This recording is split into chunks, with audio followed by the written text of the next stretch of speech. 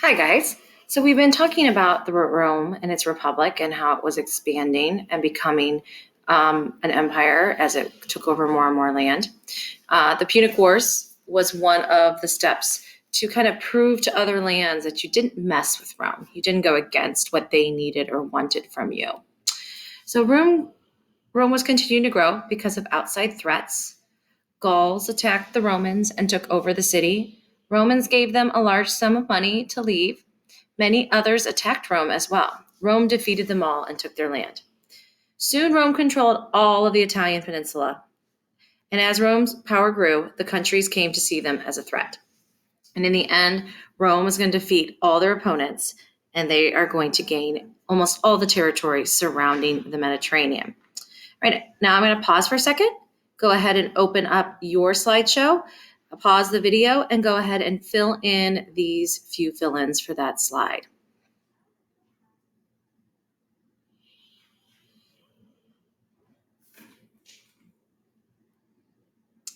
When you're all done, go ahead and hit play. Here's the growth of the territory starting in the yellow and then expanding to all of that purple region of the boot of the peninsula. And one of the successes of their empire was always their army. Their century and legions were the way they organized it. They did a group of 100 for the century, a group of 6,000 for the legion. And the organization of the Roman army was what helped the Romans defeat anyone they came across, especially the Macedonians, phalanx, and other things that they had acquired from the Greeks. But remember, the Romans have the Greek strategies and the Etruscans.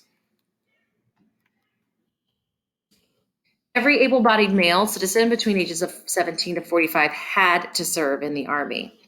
And they had to provide their own weapons. In the beginning of the Republic, they fought without pay, but as time progressed, they received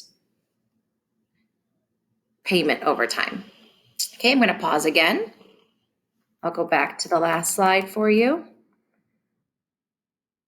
Go ahead and fill that in. You can hit pause.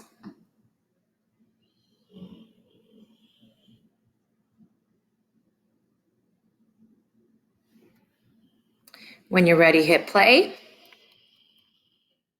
And go ahead and fill in these slide boxes. Also, from your link on your slideshow, go ahead and click Life as a Soldier and watch that, and then come back to my video. Again, you'll need to hit that link from your copy of the slideshow, not the video recording you're watching now.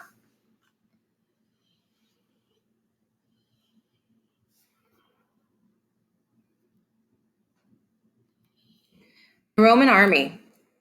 Eventually, they had non-citizens called their auxiliary army. And after 25 years of serving, they would be granted citizenship into Rome. All Roman soldiers marched 30 miles a day, carrying over 60 pounds of gear and supplies. And when they weren't fighting, they were patrolling the territory and doing construction, like building roads and aqueducts. Okay, go ahead and pause the video again and go back to your slides and fill it in. When you're ready, hit play to begin again.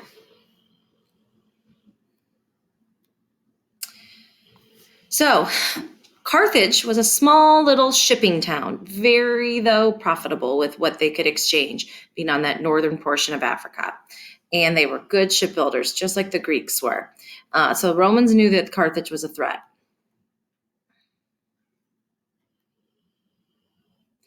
They called the people of Carthage the Punici, so that's why it became the Punic Wars. What was the cause? Both Rome and Carthage were expanding and wanting more and more of that Mediterranean territory. Rome and Carthage will go to war 3 times between the years 264 and 146 BC. Again, pause the video and fill in your slides. When you're ready, hit play to begin again. Rome and Carthage in 264 BC. You can see Rome here in the orange splat and Carthage in the purple. So both kind of being on that Mediterranean coastline, both wanting to control trade, was going to make them kind of, and both being very profitable at it, it's going to make them natural enemies.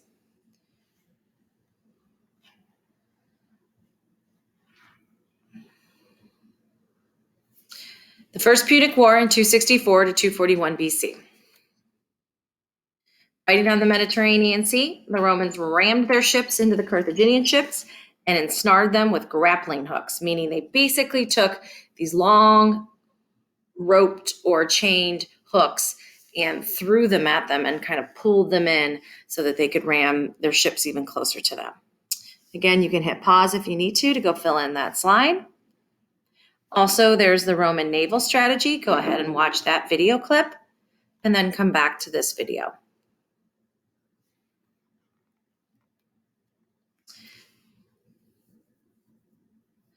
Once ensnared, the Roman soldiers crossed over the enemy's ship and fought hand to hand, meaning, soldier to soldier combat using their smaller weapons. Again, you can hit pause to fill in your slides on the other tab. So what happened? Carthage had to give up Sicily, Sardinia, and Corsica, all those islands that we talked about being surrounded around the boot, and pay the Romans a huge indemnity or a payment for war damages. Rome technically wins. Rome later will ask their general, their undefeated Hannibal, to step down. Can you imagine the audacity, the kind of ego they have to do that? Again, go ahead and hit pause on the video, and you can hit play when you've recorded on your slides and come back to listen some more.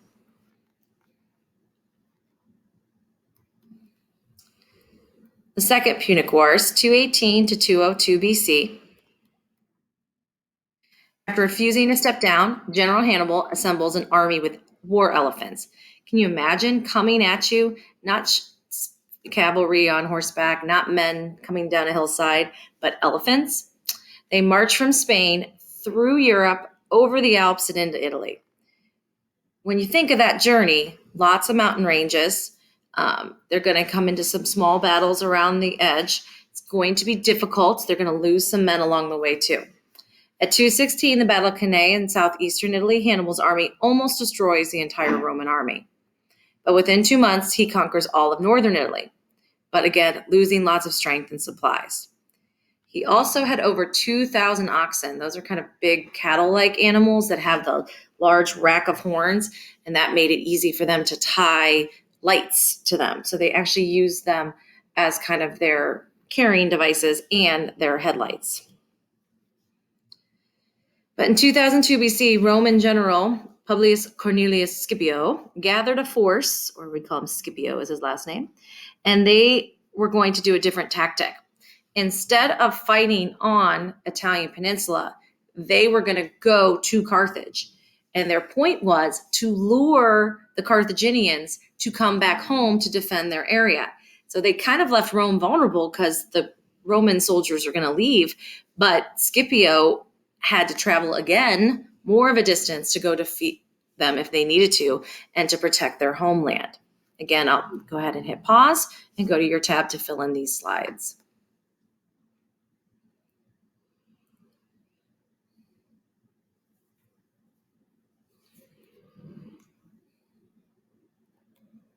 So what was the results?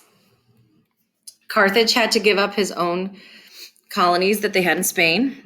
They had to give their navy to the Romans and pay another indemnity to Rome. Carthage remained independent, though, but lost most of its power and wealth.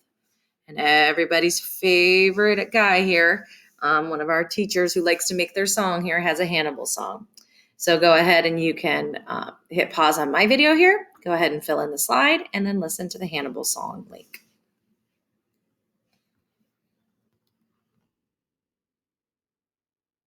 So now we see what happened here. We had Hannibal traveling that red path, then having to literally turn around and not attack Rome and go sail back home to the Battle of Zama here, just south of Carthage, to protect their homeland. And all the Romans had to travel was from this colony that they had here in Sicily, and just a small journey to be able to defeat them. And they were much fresher, much more supplies, hadn't been through all that treacherous journey that Hannibal and his men had been through. So kind of like Rome's like, well, we told you to stop doing this. You didn't listen. Then we came at you again. You didn't listen. And now we're in the Third Punic War. So Rome's patience is really gone. And they are deciding that it's not going to be more nicey-nice anymore. So over the next 50 years, Carthage is trying to rebuild and gain some of their wealth. Romans still harbored a lot of anger, and the Roman Senate declared war on Carthage in 149 BC. Again, pause the video and go ahead and fill in your slides. So, Carthage attacked Carthage one final time. They're like, don't mess with us. Why are you trying to poke the bear here? So they went into homes, slaughtering all the inhabitants they could find, men, women, children, elderly, they didn't care. Any they did want to keep, maybe strong younger males, were sold into slavery. They set fire to the entire city, burning it to the ground. And this final one was kind of the most vindictive of them all. They threw salt everywhere in the land that they farmed. And what that does is the salt not only destroys the current crops that are planted, but it actually takes all the moisture and the nutrients out of the soil so that they can't farm in that land ever again. So it creates a huge issue when it comes to their ability to even be a nation anymore. Okay, so you can go ahead and hit pause and fill in your slides. And don't forget there's a video linked here, Rome's Revenge, that you can watch as well. Pause my video and go ahead and watch that link and fill in your slides. So what happens? Carthage basically no longer exists and Rome wins.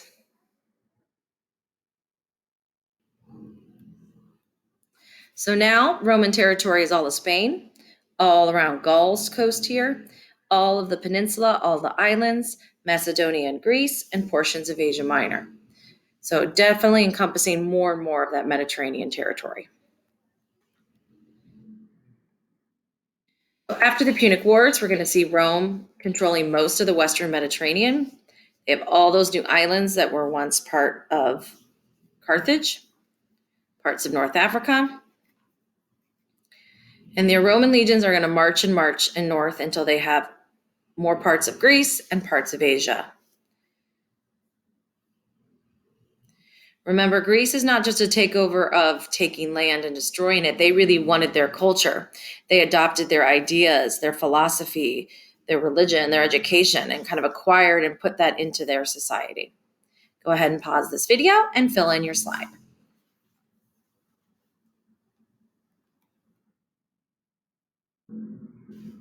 So, Hannibal and his elephants. Can you imagine attacking infantry, cavalry of horses? Horses kind of spook at some other animals, so that would definitely have been a great strategy against even like the Persian army and so forth. They also act as this big defensive screen. You can't see the men behind them. You know, they could carry men. They would be, armed themselves with different kinds of spikes and things on their bodies.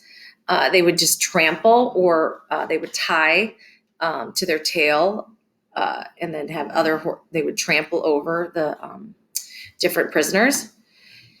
They wore frightening headpieces and breastplates. They did all kinds of things to make it more and more intimidating. Here's some elephants in war. All right, guys. So again, you can double check and stop the video or rewind it at any point to go back to fill in your slides. And the video links are also, and make sure after you've completed everything, you hit turn in on your 3.8 Punic Wars. And it is okay if this assignment takes more than one day. You can finish a little bit on the following day if needed. Thanks, guys.